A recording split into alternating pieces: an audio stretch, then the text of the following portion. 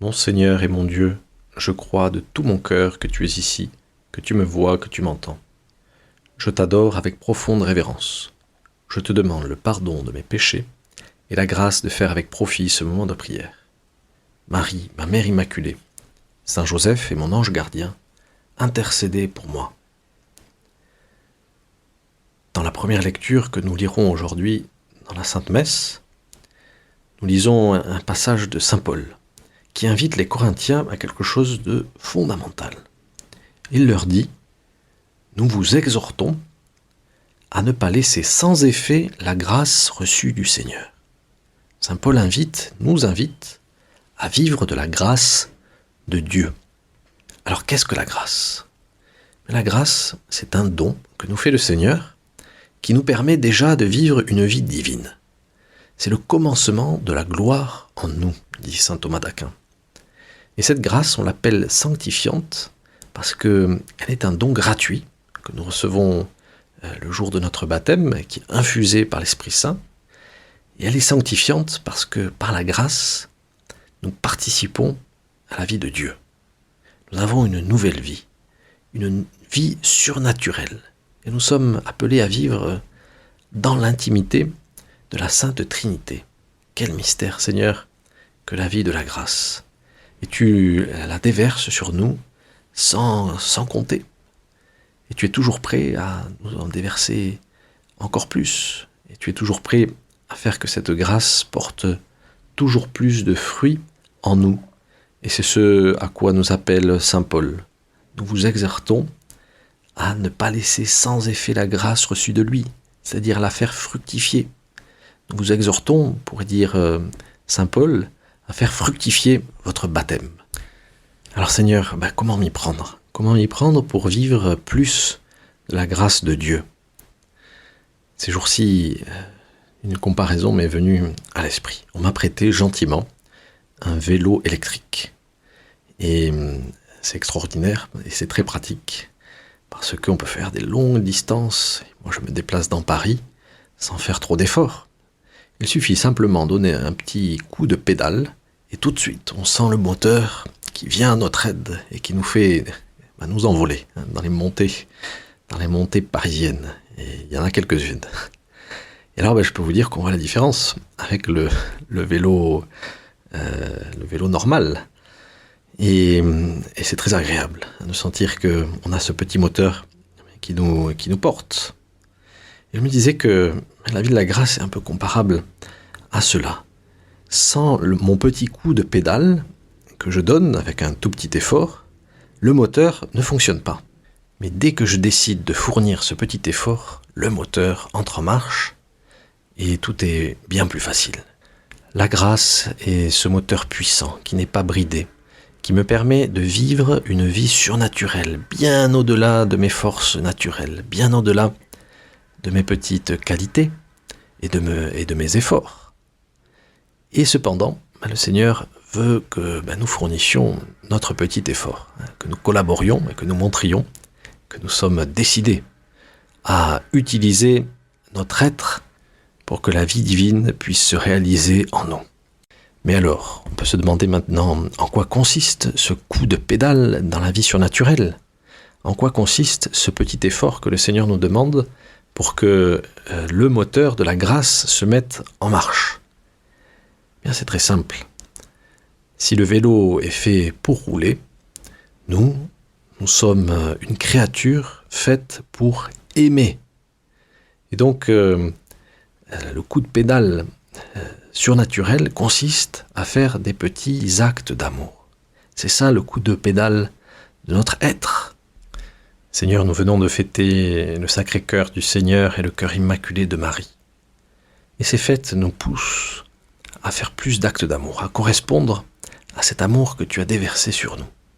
Nous ne pouvons pas faire grand-chose. Mais pourtant, ces petits actes d'amour que nous voulons faire sont indispensables.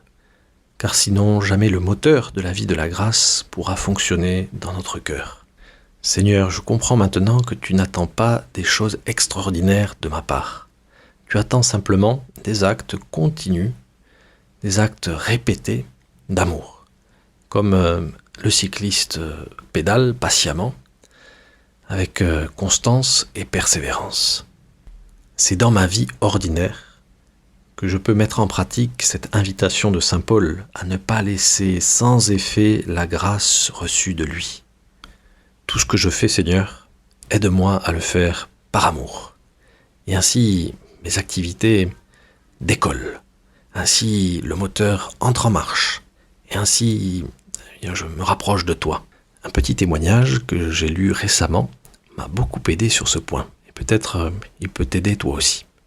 Et c'est le témoignage d'un guitariste qui s'appelle Yepes. Peut-être que tu ne le connais pas, mais si tu as déjà fait un peu de guitare, tu connais certainement ce morceau « Jeux interdits », dont l'auteur, dont le compositeur est Yepes. Et c'est un des premiers morceaux que tout guitariste essaye d'apprendre. Moi aussi, j'ai essayé, mais je n'ai pas totalement réussi.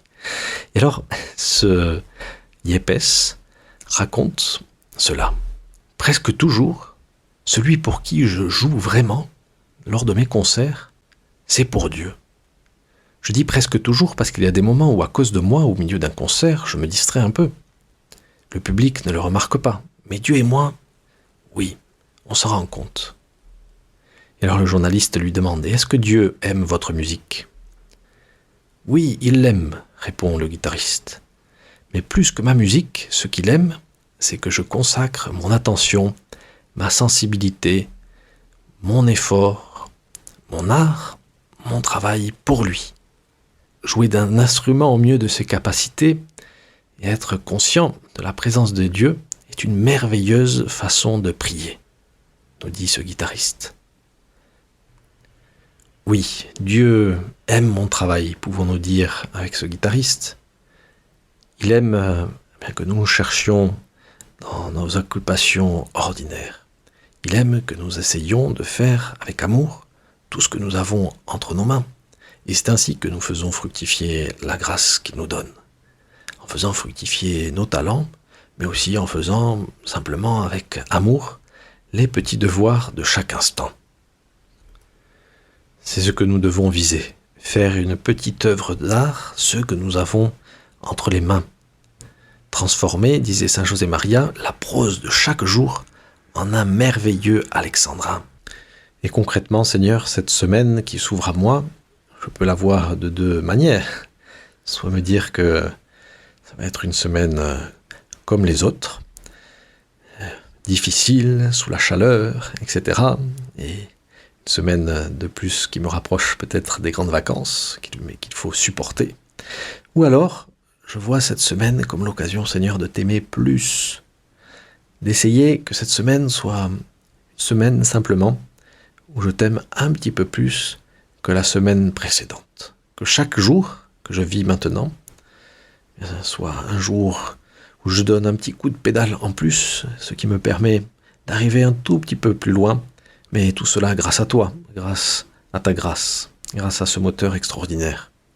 Et oui, c'est vrai que maintenant, nous sommes dans un temps ordinaire. Il n'y a plus trop de grandes fêtes qui peuvent nous maintenir à flot, comme la Sainte Trinité, la Pentecôte, la fête de Dieu et le Sacré-Cœur du Seigneur et le Cœur Immaculé de Marie que nous avons fêté récemment. Maintenant, Seigneur, nous sommes vraiment dans le temps ordinaire. Mais ce temps ordinaire, ces jours qui se succèdent, tous ces instants, peuvent être autant d'occasions, Seigneur, de t'aimer et de te servir avec joie et simplicité. Et ainsi répondre à l'appel de saint Paul à ne pas laisser sans effet la grâce reçue de lui. Écoute maintenant ces quelques notes de ce guitariste qui maintenant nous font penser à ce défi que nous avons de faire tout par amour de Dieu.